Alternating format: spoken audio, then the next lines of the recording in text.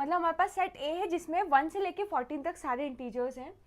Define a relation R from A to A. From A to A मतलब हमारा जो ordered pairs होंगे उसके पहले सेट, वो उसके पहले एलिमेंट्स भी सेट ए से आएंगे और दूसरे एलिमेंट्स भी सेट ए से आएंगे, ठीक है।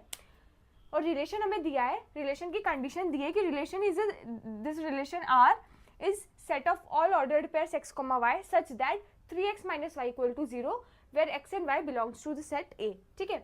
हमें पता करना है write down its domain, codomain और रेंज। तो सबसे पहले हमें रिलेशन R पता करना है, उसके बाद हमें डोमेन, कोडोमेन और रेंज उस रिलेशन R की पता करना है, ठीक है। तो सबसे पहले हम ये देखते हैं कि यार देखो रिलेशन का हमें कंडीशन गिवन है, ये हमारी कंडीशन है रिलेशन की, ठीक है। सबसे पहले हम ऐसे सारे ऑर्डर्ड पेयर्स निकाल लेते हैं जो इस कंडीशन को फॉलो करेंगे, वो ही हमारे रिलेशन R में आएंगे, ठीक है। तो देखिए कंडीशन क्या है, 3x - y = 0। इसको मैं ये भी बोल सकती हूँ तो y = 3x, ठीक है। अब या तो आप x की वैल्यूज रख के देखिए y की क्या वैल्यू आती है, या y की वैल्यू रख के देखिए x की क्या वैल्यू आती है, कुछ भी कर सकते हैं। मैं करती हूँ, मैं सबसे पहले y की वैल्यूज रखती हूँ। y = देखिए x की और y की क्या क्या वैल्यूज आ सकती है। x और y किसके एलिमेंट्स हैं, x और y दोनों ही सेट A के एलिमेंट्स हैं। देखिए from set A to set A, मतलब ये जो पहला वाला है ये भी सेट A से आएगा और जो सेकंड वाला कंपोनेंट है ऑर्डर पेयर का वो भी सेट A से आएगा। जब x और y दोनों ही सेट A से आएंगे तो मैं इतना बोल सकती हूँ कि x और y जो होंगे वो कहाँ से कहाँ तक वैल्यूज ले सकते हैं, 1 2 3 4 अप टू 14, ठीक है। मतलब x की वैल्यू 1 से लेके 14 तक हो सकती है, y की भी वैल्यू 1 से लेके 14 तक हो सकती है और ये सारे इंटीजर्स ही होंगे, ठीक है। ये हमें सेट A गिवन है तो हमें पता है कि सेट A के ही एलिमेंट्स इसमें आएंगे, तो हमें इतना समझ में आ गया कि x की वैल्यू 1 से लेके 14 तक सारे इंटीजर्स हो सकती है और y की भी वैल्यू 1 से लेके 14 तक सारे इंटीजर्स हो सकती है। इसके अलावा x की और y की कोई और वैल्यूज नहीं हो सकती, ठीक है। तो या तो हम ये कर सकते हैं कि हम y की वैल्यू स्पेसिफाई कर ले, 1 से लेके 14 तक सारी वैल्यूज लेके देखें और उसमें देखें कि x की क्या वैल्यूज आती है, या हम ये कर सकते हैं x की वैल्यूज 1 से लेके 14 तक रखते हैं और y की वैल्यूज देखते हैं क्या आ सकती है, ठीक है। तो हम x की वैल्यू लेके देखते हैं। अगर मैंने x की वैल्यू 1 रखी, देखिए मैंने इस कंडीशन में, इस इक्वेशन में x की वैल्यू 1 रखी तो y की वैल्यू आएगी क्या, 3, ठीक है। अगर मैंने x की वैल्यू 2 रखी तो y की वैल्यू आएगी 3 × 2 मतलब 6। अगर x की वैल्यू 3 रखी तो y की वैल्यू आएगी 3 × 3 9।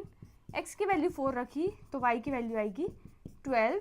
x की वैल्यू 5 रखी तो y की वैल्यू आएगी 15 एंड सो ऑन। कब तक, जब तक मैं x की वैल्यू कहाँ तक लेनी है, मुझे 14 तक लेनी है।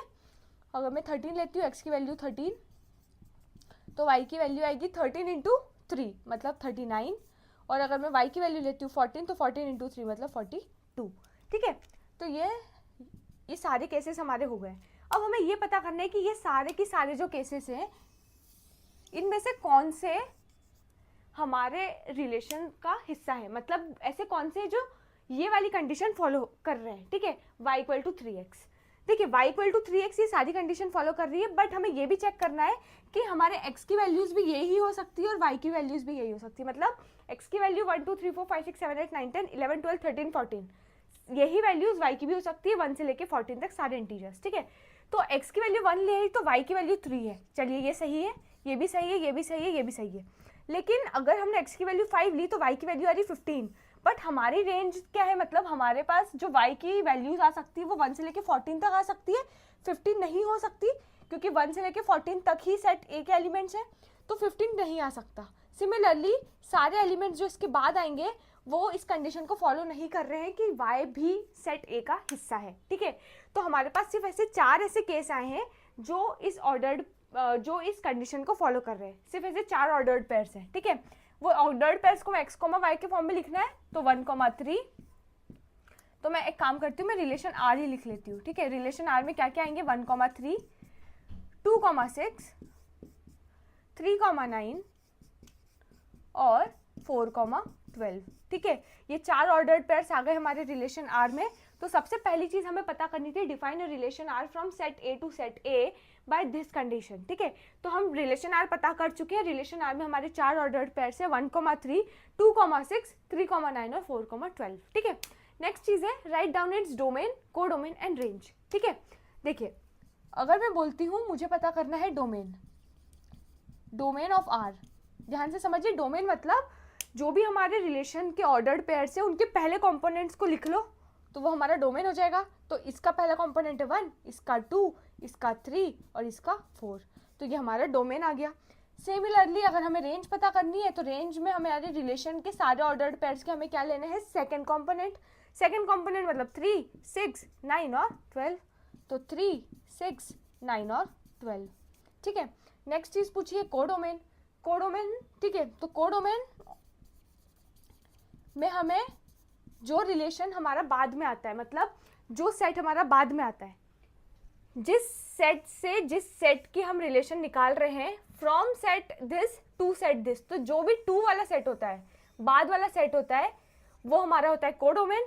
तो बाद वाला सेट क्या है हमारा, सेट ए, तो हमारा codomain of range A, codomain of relation R क्या होगा, ए क्या है 1, 2, 3, 4 अप टू 14, ठीक है। तो ये हमारा क्या आ गया, हमारा कोडोमेन भी आ गया। तो हमने सबसे पहले रिलेशन आर निकाला। हमने सारे ऐसे केसेस निकाले जब एक्स की ये वैल्यू रख रहे हैं तो वाई की क्या वैल्यू आएगी अकॉर्डिंग टू दिस कंडीशन, ठीक है। ये कंडीशन जो जो फॉलो कर रही है, एक्स की वैल्यू 1 से लेके 14 तक हो सकती है, तो उसकी करस्पॉन्डिंग वाई की वैल्यूज निकाली कहाँ से कहाँ तक क्या हो रही है, ठीक है।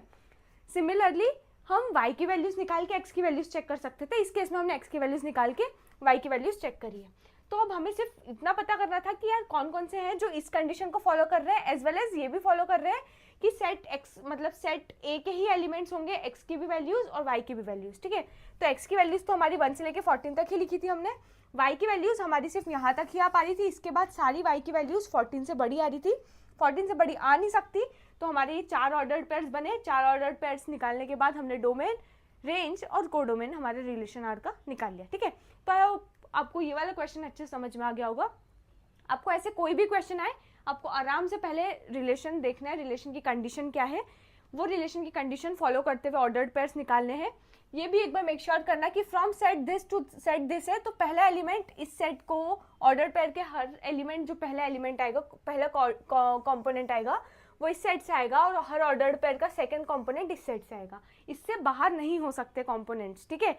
जो ऑर्डर्ड पेयर्स x, y है, इसके जो दोनों कंपोनेंट्स x और y वो इन सेट से बाहर नहीं हो सकते हैं, ये भी आपको एक बार मेक श्योर करना है। और रिलेशन आर निकल जाए उसके बाद आप पहले कंपोनेंट्स को एक सेट में लिख दीजिए, वो हो जाएगा हमारा डोमेन। सेकंड एलिमेंट्स को एक सेट में लिख दीजिए, second components of ordered pairs को एक सेट में लिख दीजिए, वो हो जाएगा हमारा रेंज। और पूरा की पूरा हमारा जो बाद वाला सेट है, from this set to this set, तो ये जो 2 वाला सेट है, ये वाला सेट हमारा कोडोमेन हो जाएगा, ठीक है। तो चलिए, आई होप आपको ये वाला क्वेश्चन अच्छे से क्लियर है।